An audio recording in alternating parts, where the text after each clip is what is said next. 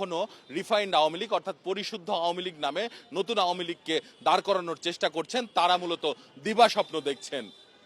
সাধারণ মানুষ এ বিষয়ে কি মনে করেন জেনে নেব তাদের কাছ থেকে। 16 বছর যা অত্যাচার ও জুলুম করেছে, সেই জুলুমের মনে করেন আমরা অত্যাচারিতভাবে হয়েছিলাম, সেই আওয়ামী লীগ আমরা আর চাই না। অ্যাকচুয়ালি আওয়ামী লীগের কোনো রিফাইন্ড হওয়ার কিছু নাই, কারণ ওরা জন্মগতভাবে এই ধরনের, ওরা যতই ভালো হয়ে আসুক না কেন ভালো হওয়ার কোনো সিস্টেম নাই বা ভালো হবেই না। ভালো আওয়ামী লীগ কেউ নাই, বাদ দেওয়া যাবে না যে একটা ভালো এই খারাপ, সবই খারাপ। রিফাইন করে কি আনবেন আপনি? আগামীতে আওয়ামী লীগ যে ভালো কিছু করবে, আবার নতুন করে তারা দাঁড়াবে, এটা সম্পূর্ণটা ভিত্তিহীন, এগুলো সম্পূর্ণ বানোয়াট, মিথ্যা। এই রিফাইন্ড আওয়ামী লীগই, এদের চরিত্র কখনো পরিবর্তন হবে না। তারা লুটপাট করে সবই লয়ে গেছে। তারা যদি দেশপ্রেমিক থাকতো একজনও, তাহলে দেশের জন্য তারা কিছু করতো। তারা কিছুই করেনি, তারা সমস্ত সম্পদ এই দেশ থেকে তারা লয়ে গেছে।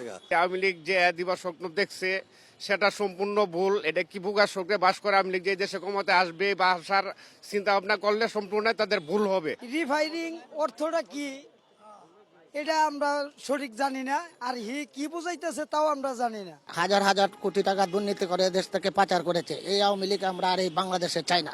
বাপে যখন লক্ষ্মী বাহিনী তৈরি করলো, দেশের মানুষ পাক বাহিনী যতটুকু অত্যাচার করছে এর চেয়ে বেশি অত্যাচার করছে বরিশালের মধ্যে বাপের লক্ষ্মী বাহিনী। আর রিফাইনটা কি করবো আমরা বুঝান, এনে রিফাইন বলতে কোনো আওয়ামী লীগের কোনো শব্দ নাই। আওয়ামী লীগই দেশ বিরোধী লোক, লুটপাট লোক। কালো কালো সবসময় কালো, কালো কখনো সাদা হয় না। আওয়ামী লীগ কখনো সাদা হবে না, আর আওয়ামী লীগের চরিত্র কখনো ভালো হবে না। আওয়ামী লীগের নেতৃত্বে উনি যত দুর্চরিত্র মানুষ আছে তাদের উনি পছন্দ করে, যেমন মমতাজের মতো মানুষটা উনি সংসদে নিয়ে আসতে। পরিশুদ্ধ বলতে আর কোনো অপশন নেই আওয়ামী লীগের। আওয়ামী লীগ গণতন্ত্রের শত্রু, আওয়ামী লীগ এই রাষ্ট্রের জনগণের শত্রু। আওয়ামী লীগ একটা সন্ত্রাসী দল হয়ে গেছে। রিফাইনিং মানে কি নতুন করে তাদের একটা আবার জন্ম দিতে চায় বীজ, দেশে আর তো দরকার নেই ধরনের সন্ত্রাসী বীজ। আওয়ামী লীগ বলতে কিছু চায় না, এখন ওরা ঘৃণার পাত্র হয়ে গেছে।